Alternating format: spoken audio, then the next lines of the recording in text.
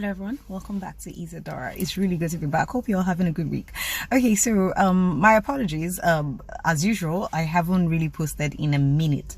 Like I said in my last video, sometimes I like to wait for inspiration. I like to be inspired to actually do something before I do it, as opposed to just doing topics off the top of my head. So after like a few days after my last video, right, so I was trying to think of a topic and I actually got one. Don't get me wrong, I got a few topics and I was trying to read up on it, but it was like my mind was totally blank. So I couldn't really come up with anything. I just couldn't. I tried everything. I read up on it. It wasn't coming across the way I like to present it, and I don't want to be speaking in other people's words. I like to understand it from my perspective before I'm able to present it, right? So what had prompted this video for this week was because I was online, right, like yesterday, and I came across something, and someone had said the youth, someone had made a statement that I thought was like really, really heavy. And I mean, it just prompted this video, right? The person had mentioned something about the youths of today may never be the leaders of tomorrow. I thought that was a bit like of a strong word, and I get that the person was not generalizing. If you're really looking at it, it's a strong word, but you would understand where the person is coming from. I mean, a lot of people may disagree. I didn't get to see people's responses, but I mean, I got to see that particular part of it, and I thought it's really, really strong. Do you understand? To say that the youth of today may never be the leaders of tomorrow, but I understand where that statement would have come from, because gone are the days where you see individuality. Like, you know, the generation of people that used to stand up and believe in a good cause, like have innovative ideas and everything, is all gone past. Now, the new generation is all about entertainment. I mean, I'm not casting any aspersions, right? But open Instagram, right? All you see is, I mean, once somebody's doing something and it seems to be working, everybody does the same thing. Nobody is coming up with new ideas to say, okay, you know what, let me stand out from the crowd and let me do something different. Do you understand? Especially with the newer generation. I'm not saying all of them, I'm just saying a large, do you understand, a large percentage of them. There's no individuality anymore. Everybody wants to be like everybody else. Like, there was something I saw a few weeks ago. I talk really fast, so I'm trying to try to slow down, but I'm also mindful of the time. There was something I saw it like a few weeks ago, and it says you know, 30 plus starter pack. Like, if you're a lady and you're in your 30s or whatever it is, if you don't have these things, that means you're not in vogue. Do you understand? A rich girl starter pack or whatever. If you claim to be rich and wealthy and you don't have these particular things, it means you're nothing. Do you understand? And you see a lot of the newer generation fall for this thing. So they do everything in their power to accumulate these things, and most of the time they are silly, depreciating assets, like maybe hair, like maybe cars. I'm not saying they're not good, they're great, don't get me wrong, these are great stuff. Like, if you want it, you want it. All I'm saying is that when it starts to control you as opposed to the other way around, like when getting a car is more important to you than your own safety and your own morale, do you understand? Or when going on a trip is more important to you than, okay, for instance, let's say I like cold, or I would rather go on a ski trip. The younger generation of today, because everybody is going to the Bahamas or a warm climate, everybody wants to do the same thing. There's no individuality anymore. Everybody, it's like a computer system. It's like clones. Do you understand? Something is programmed in one person and everybody else follows the same pattern. Everybody does the same thing. It's actually scary. Do you understand? It's not encouraging anymore. Do you understand? So when somebody would say, of an older generation would say, the new generation may never ever ever be leaders of tomorrow, it's a very, very, very, very scary statement. Do you understand? To actually think, because for someone like me, I don't have kids, right? So you're thinking that, what is the future for my children tomorrow? Do you understand? Where are the role models? It's like, I mean, back in the days, it wasn't even half this bad. I remember when I was young and I was having an argument with my mom, and she was like, okay, so what will be your future occupation? And I said to her, nurse. I want to be a nurse. And she was like, no, doctor. Do you understand? I mean, then people took pride in having what's it called, good professional background. If I don't know, good education, good educational background. People took pride in things like that in their profession. Now it's all about, oh, I'm just going to wind my waist online and get views and likes and everything, and you know, get endorsements, and life goes on. Like, if social media shuts down today, a good about 80% of the new generation will be totally lost. They won't even know where to start from. They no skills, no nothing. It's just everything is all about social media. God forbid social media shuts down today. I don't know what will happen to a lot of people. Do you understand? So anyway, let me get into the video. So so that was just my take, and that was what prompted this video. Like, there's no individuality anymore, and it's actually becoming quite scary. It's like what we're breeding now is a set of clones. Do you understand? Nobody has a mind of their own anymore. It's like computer programming. One person gets programmed with something and everybody has to follow suit. Everybody has to do the same thing. Now, what happens now is that if you do stand up for yourself and you're going against the grid and you're doing something very different, you either be labeled crazy, labeled weird. Nobody wants to be a part of that until it becomes a success. I mean, that's the natural thing. If you're doing something new, people will tend to ignore you until it becomes a success. So nobody wants to be a part of that until it actually becomes a success. Like, people are not thinking to do something new anymore. Nobody's thinking outside of the box. It's if you want to fit in, you have to have these things, and then everybody's scrambling to have those things. Oh, I have to have this particular type of hair, I have to carry this particular type of bag. No innovation anymore. So if I'm going by my own personal experience, I'll choose this video, right? Personal experience of standing up for yourself, do you understand, and doing something different. So let me use this video as an example. So when I first started doing these videos, I mean, it was totally crazy. Like, I had a group of people laugh about it. Like, they laughed at me, like, oh, either she's going crazy or whatever it is.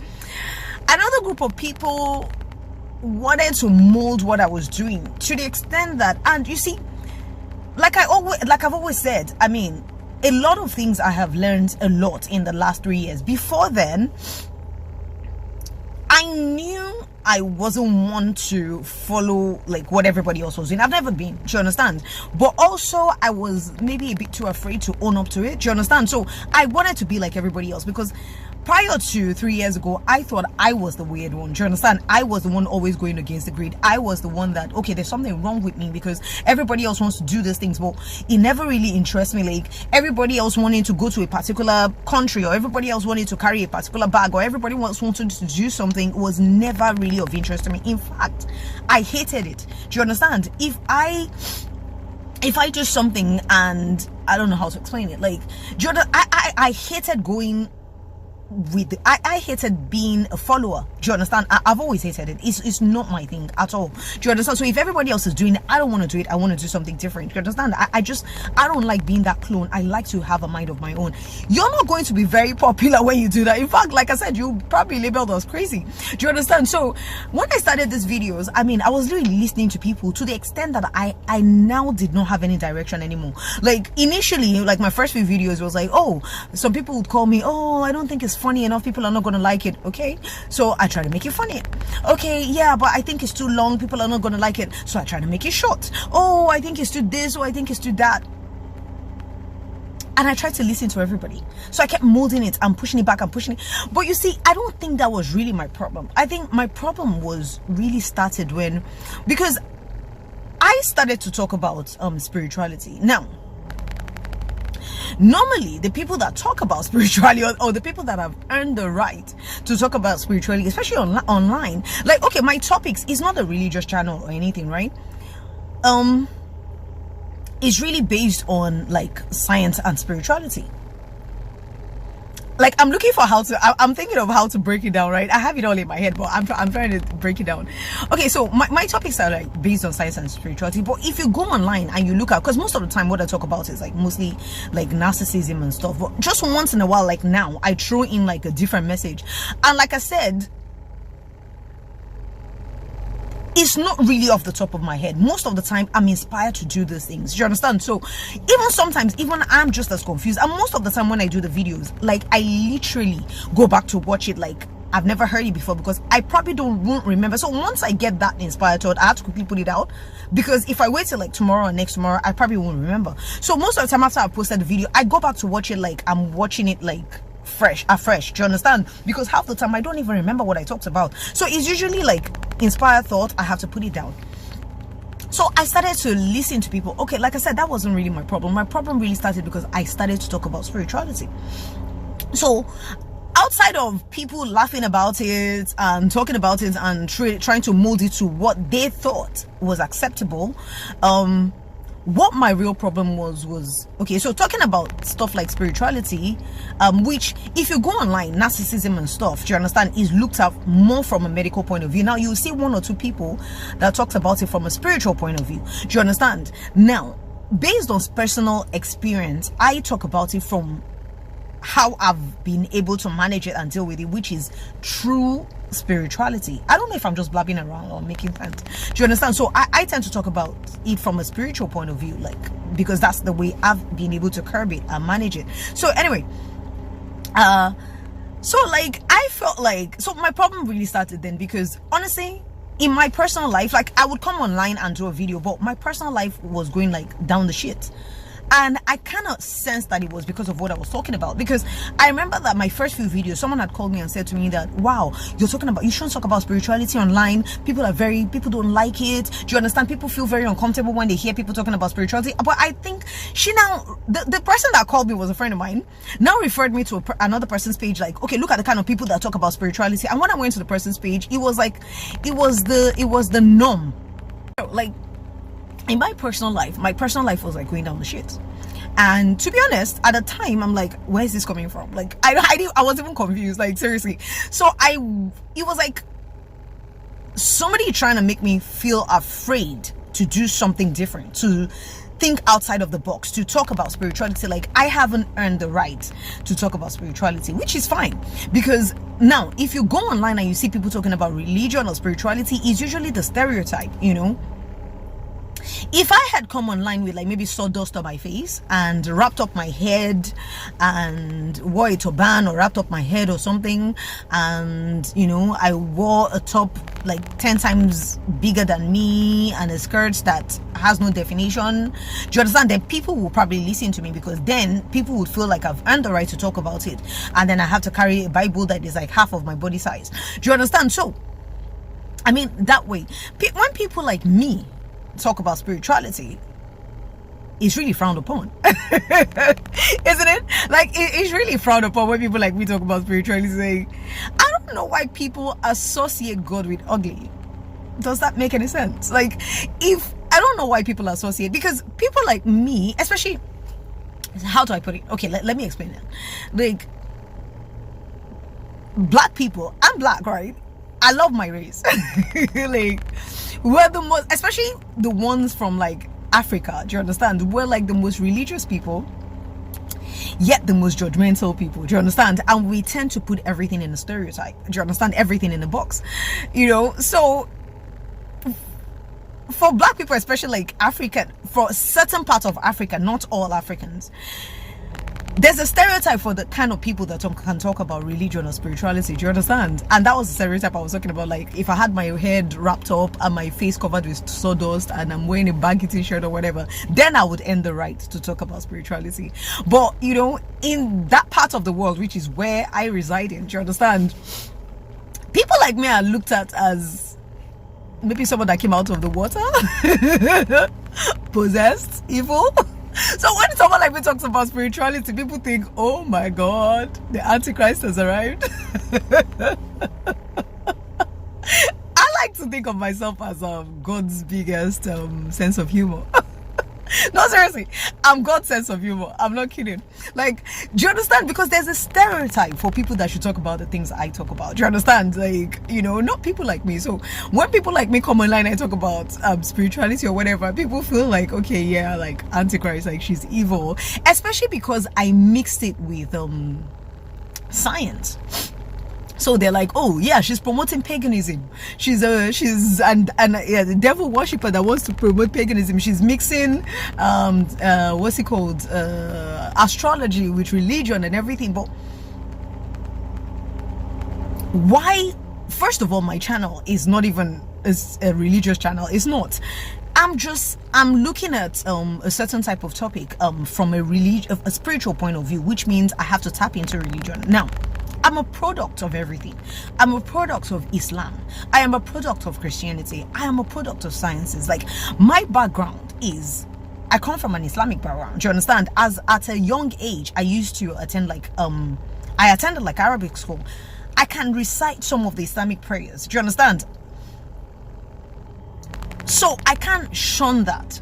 And the thing is, I have learned a lot from all this religions and spirituality and whatever. I've learned a lot, and what is actually done for me is that it's brought me even closer to God, because I'm of the opinion that, you know, at the end of the day, all roads lead back to God, right? That's what it's really about at the end of the day. Do you understand? So it seems like I promote everything. I promote every religion, or I promote what's it called, astrology. I promote sciences. Because I am a product of everything. Do you understand? And everything has made me have a more intimate relationship with God. And how does this work? Like, for Islam, like I always say, like, okay, from my father's side, that's Islam. I talk to, like, okay, there was a day I had a conversation with a cousin of mine from my paternal, do you understand, my father's side. And I mean, they're Muslims, right? And we're talking business. We're actually talking about business, not even about religion. But the innovative ideas, do you understand? The faith, do you understand? Because now this person was encouraging me to start a new business. But it was like the faith, the trust in God, the innovative ideas, the mentality was outstanding. And something occurred to me that if this person was actually a Christian, they would be lost. They won't be able to have this much trust and faith in God. Do you understand? If that makes any sense, this person would not be able to resonate with God in this way. And really and truly, I realized that, like, I grew up Christian, like Islamic background, yes, but I grew up Christian. Do you understand? I do the normal prayer, I do the normal church, I do the normal, okay, read your Bible, believe, but I realized in that moment that if the two of us were to stand in front of God, like, who do I think, really, to be honest, do you understand, God will probably pick to go into heaven. And I would believe, honestly, that at that time, if we were both to stand, God would probably pick my cousin, who wasn't a Christian. Why? Because of the extreme faith, extreme love, extreme trust, do you understand, for God. Amongst both of us, I was a Christian. Do you understand? I was a Christian. But I was listening to something so profound. Like, I was like, oh my God, like, if both of us were to stand in front of God, I was so certain, do you understand, that God will definitely pick that person over me being a Christian. Do you understand? Anyway, so I learned that and I held on to that. Now, with sciences, like, naturally, my sort of person is seeing is believing, right? Show me the money. Don't tell me, show me. Do you understand? I am not the biggest faith person. Do you understand? I'm one of those people. I'm a very, very science-based person. If you cannot break it down, make it make sense. If it doesn't make sense to me, I can't. I just can't. Do you understand? So I've always been that sort of person. So being a Christian, I believe God. I believe everything about the Bible. I believe this, I believe that. Do you understand? However, knowing somebody and being intimate with somebody are two very different things. Do you understand? A father can have two children, right? One is close because, yes, they have the father-child bond, but one has a very intimate relationship. Do you understand? Do you understand? So I knew God. I grew up Christian. I believed in God. I believed in going to church. I believed in doing this, but I felt like that intimate relationship of knowing that no matter what the situation is, God has my back. Do you understand? Obviously, you know, I would have fear, I would have doubt. You understand? So I didn't have that. The only reason why those things I would have fear or doubt sometimes is because I didn't have that intimate relationship, which is what sciences has helped me. So what astrology and science, or whatever you may call it, what is done for me is actually enhanced my relationship with God, because sciences explains to me what religion just tells me to believe. If that makes any sense, you understand? So religion is just like, yeah, believe it, because you're supposed to believe it. Sciences does not tell me that. Sciences breaks it down for me. So I have a better understanding of why I need to believe this, if that makes any sense. So I feel like I'm blabbing, but it makes sense in my head. I hope I'm making a bit of sense. So anyway, so sciences helps me believe that. Okay, for instance, let me explain something. Part of what I've come to believe, do you understand, is that if you know this quote from the Bible, Matthew 7:7, ask and it shall be given unto you, seek and you shall find, knock and the door shall be opened unto you. I'm sorry, I didn't write this down, so this just came to me last night and I'm just trying to put it in a video, so I hope I am making a bit of sense. So anyway, so part of what sciences has helped me with is, so the Bible says ask and it shall be given unto you. Now something very funny happened to me like a few weeks ago. So I was talking to a devout Christian, right? A devout Christian. Like, this person is like, do you understand, has been in the system for a very long time. And the person said something very funny. Like, it was a lady and she said something like, oh, you know, the reason why a lot of people are getting tired of church or getting tired of praying, and they are turning to, like, because obviously if you go online now, the level of ritualistic killings and everything, and people looking for diabolical way to make money, to earn money, do you understand, is increasing. So we were talking and she was like, oh yeah, that the reason, she feels like the reason why a lot of people are now turning away and then going into diabolical means of earning a living is because, you know, faith does not work anymore. And if you listen to all these pastors down there currently talking about faith, and it doesn't work anymore. And I smiled because that would have been me. I'm talking about, this is somebody that is actually a devout Christian, like, but unmarried, and this person has been seeking and asking God for a marriage. And do you understand? And I've tend to spend a bit of time with the person, and I almost know why, but I'm not going to tell her. So, but let me explain it and what sciences has helped me do. So now, this was my explanation, right? Ask and it shall be given unto you. So people don't believe, they don't have faith anymore, because when they ask, it's like they're waiting, and it never happens. Now, let me break it down. So two things happens when you ask. Every time you ask, every single time, God answers you and he gives you whatever it is you're asking for. Every single time. You just have to believe that. Every single time. Now, does not mean when you ask this night, you're probably going to get it the next morning. Do you understand? Obviously, it has to also find a way to you, because God is not going to perform magic. Do you understand? Magicians, or do you understand, negative magicians or whatever, they would snap their fingers and it will appear in front of you. God does not do that. He will go through a natural means. So if you're asking for a car, it might take like a week for the car to get to you, because he has to go through natural means to get to you, right? But every time you ask for something, God is answering you. And this is what sciences has done for me, right? So no exception. Now, the Bible also says, as a man thinketh in his heart, so is he, right? The Bible also says that sometimes, especially when you're looking at this thing, adultery or fornication or whatever, that when a man looks at another person in a lustful way, do you understand? It's your thoughts and you're thinking, do you understand, in a lustful way or in a sexual manner, you've equally sinned. So you don't necessarily have to go and, you know, be intimate with that other person. All you have to do is think about it. So at the end of the day, Christianity or God recognizes not just your actions but also your thoughts. So when you pray for something, it's not just with your word, with also your thoughts. So this is what happened. So the Bible says, ask and it shall be given unto me, right? So in the morning, an example, you've asked for, let's say you asked for a Mercedes.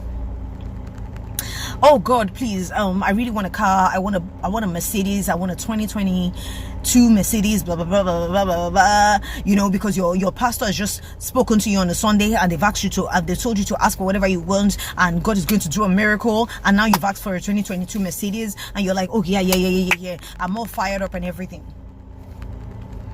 And then you've left church and you get home, or you know, please apply to your life as it resonates, right?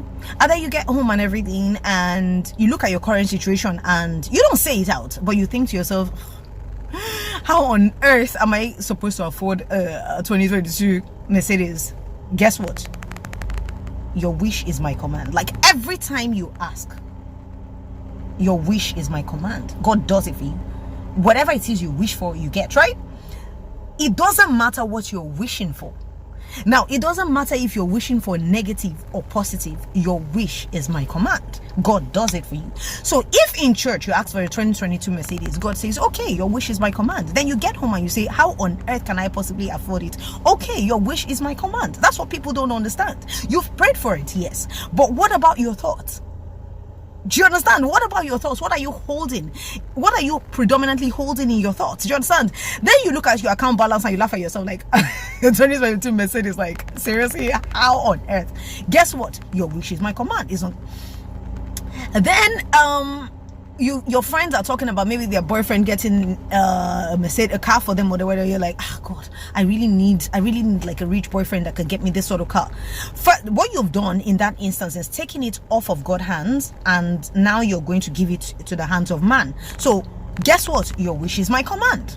So already you've pretty much told God, you can hold on to it. I'm sure that some man somewhere is able to buy me this car, right? Your wish is my command. So sometimes we ask for something with our words, but we unask for it with our thoughts, if that makes any sense. Fear, doubt, worry, do you understand? We unask with our thoughts, and it doesn't happen, and then you say it doesn't work. Of course it works. You asked for it, then you told God you didn't want it as well, but you did it with your thoughts. So that's one way of looking at it. Another way of looking at it is, and this is where science plays in, alignment. Now, if you ask the Queen of England, oh my God, time 15 minutes. I'm sorry, I have to rush through this though.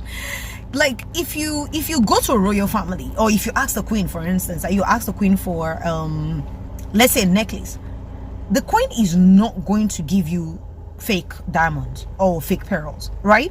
Why? Because they're from the royal family, and most likely they won't even have anything fake in their jewelry. Like you ask, like you get to meet the Queen and she says, what do you want? Tell me anything you want. And you say, okay, I really want a jewelry or something.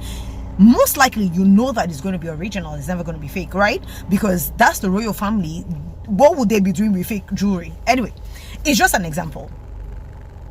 Liken that to God. When you're asking God for something, He's not going to be giving you counterfeit. He will be giving you the original, right?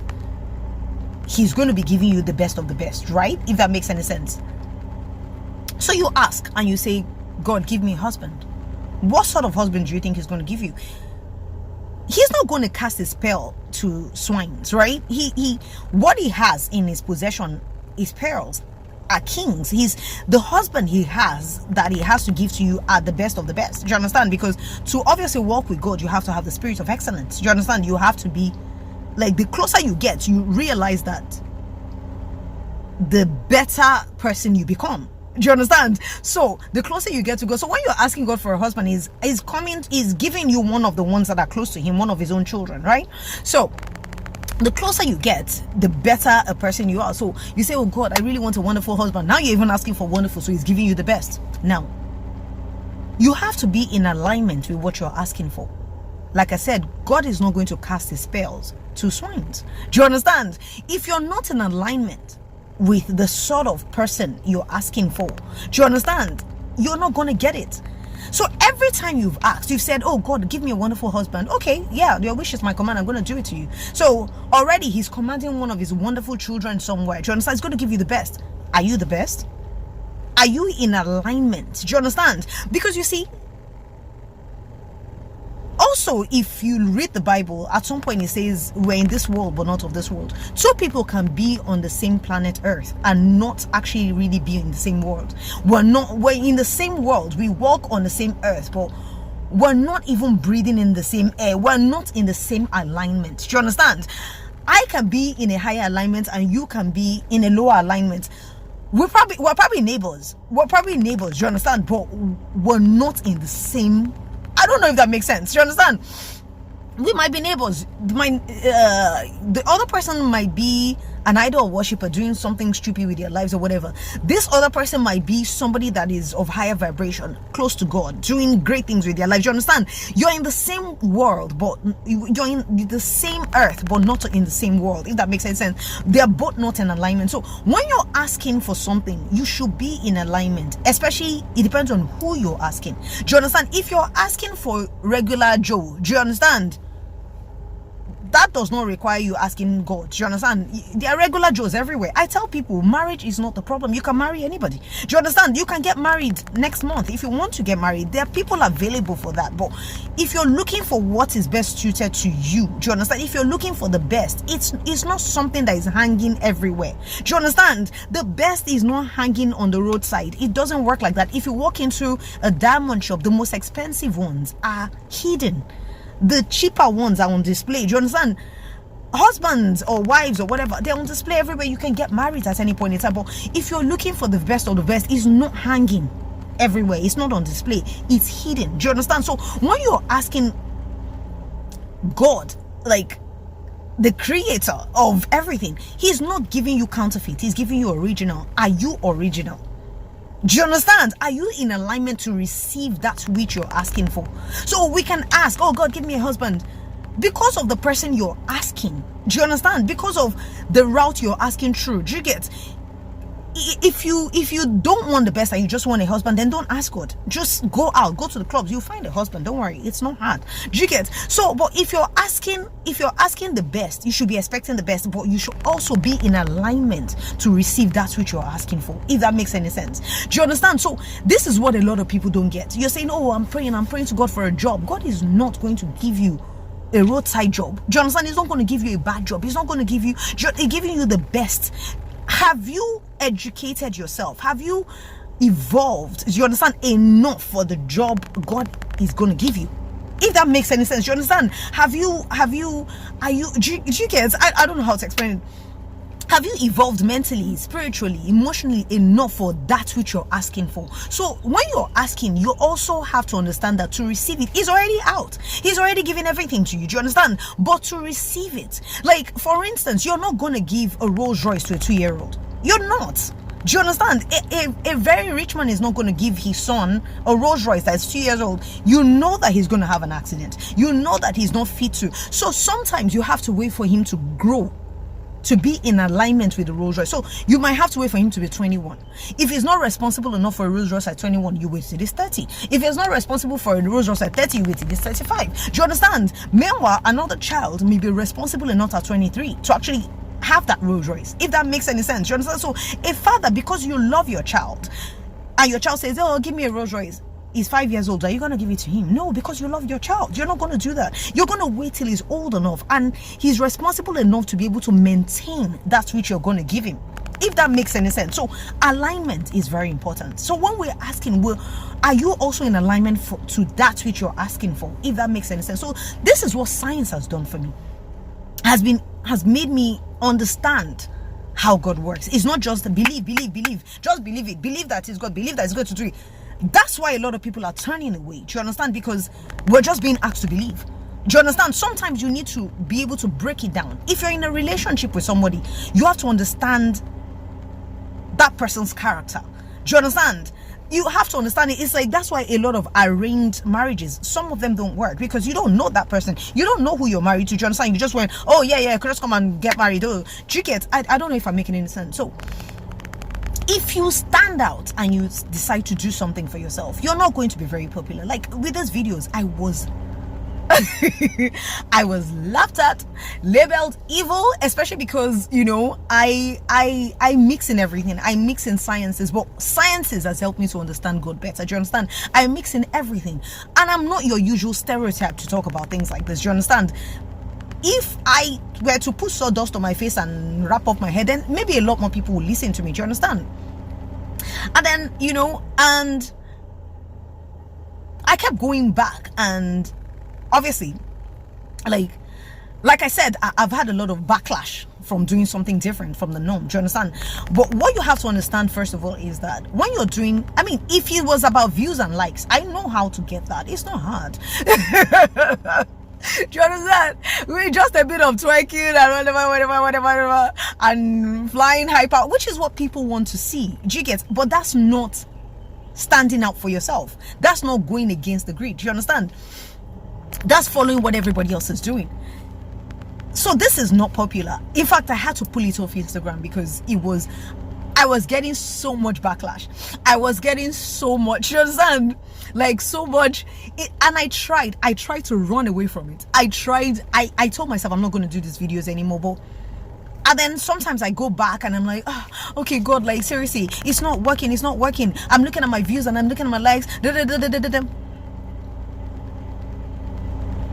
And it's like a gut feeling, right? Like a still small voice and everything. And I tend to follow that gut feeling, that still small voice a lot. And I mean, what I got was, okay, if you take your eyes away from the views and the likes, what you're talking about is usually about people's mental states, right? What I'm talking about is usually about people's mental states. Now,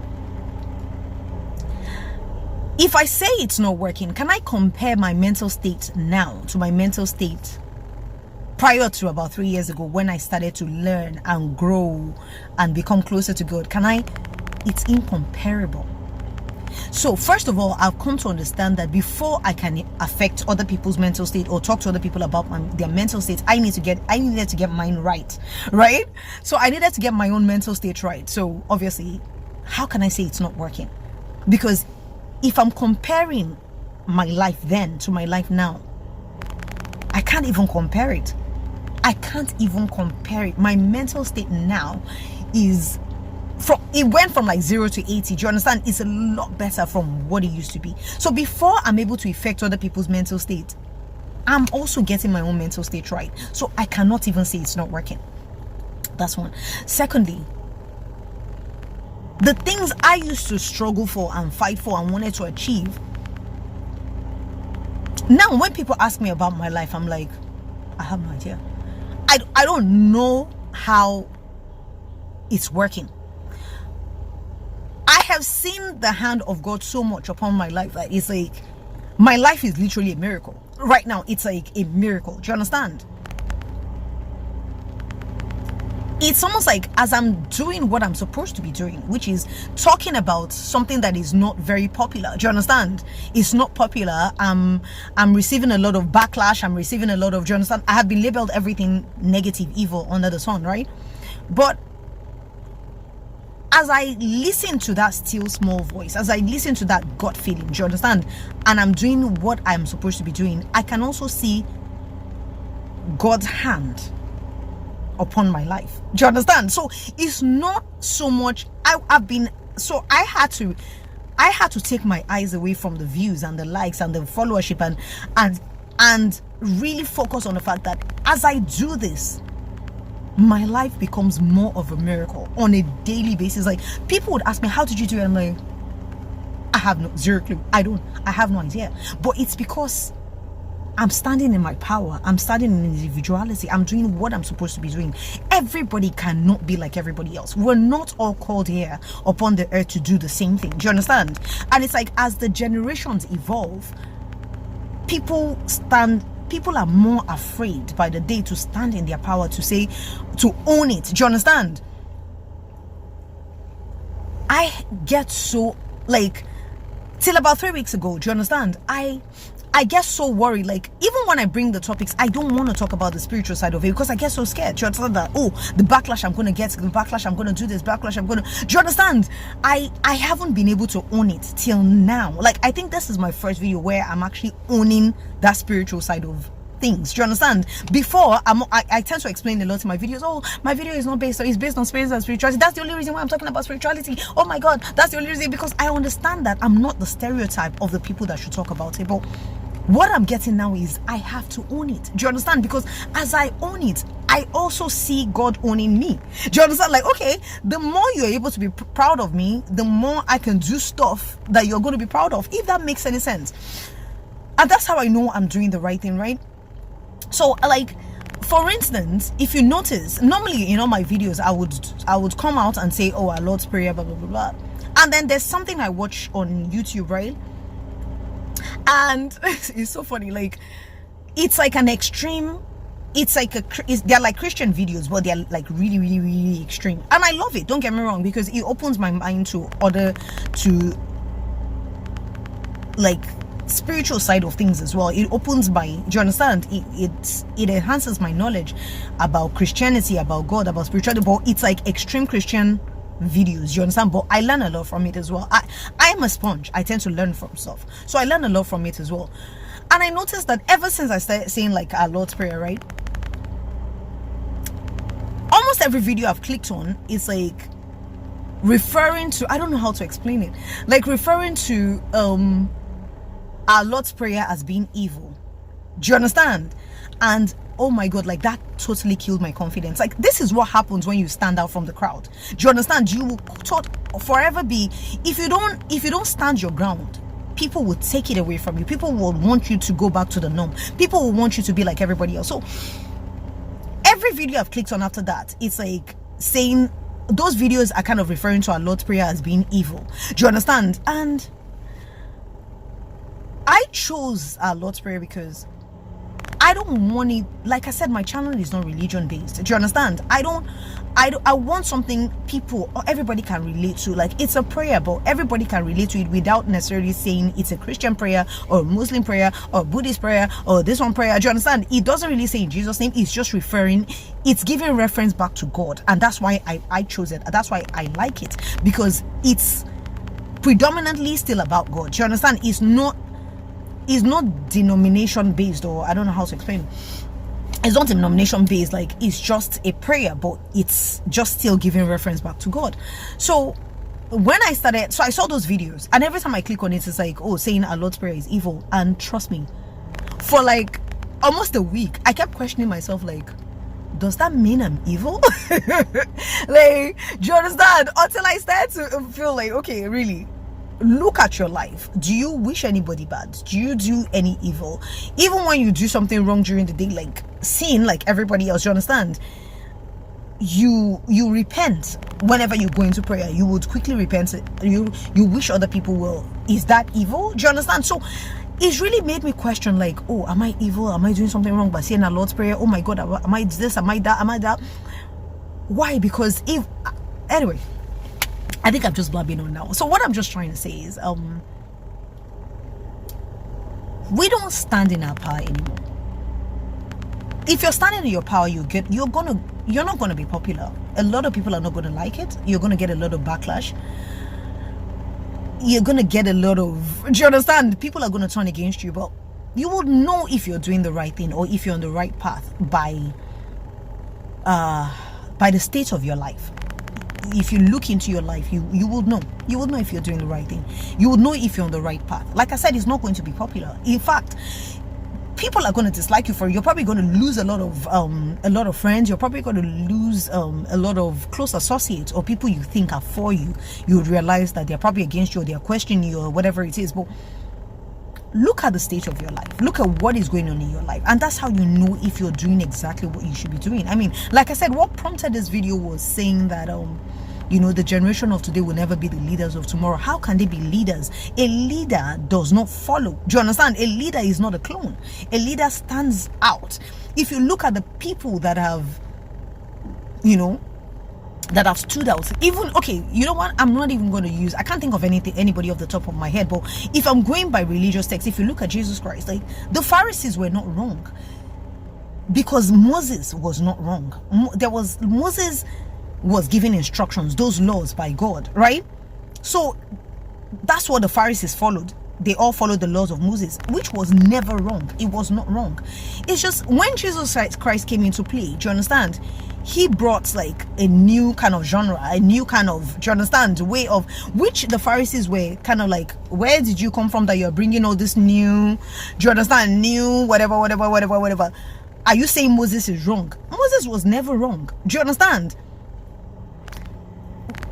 And they all followed the laws of Moses, but Jesus kind of brought a new kind of law, like, okay, you know what, you don't have to do this way, you don't have to sacrifice, you don't have to do this, you can just love, you can just do this. Do you understand? And that was why, because Jesus Christ stood out from all of them and what they believed in. They felt like, what is he talking about?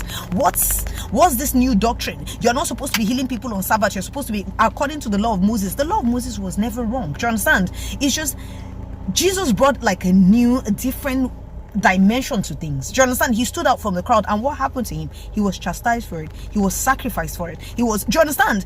None of them were wrong.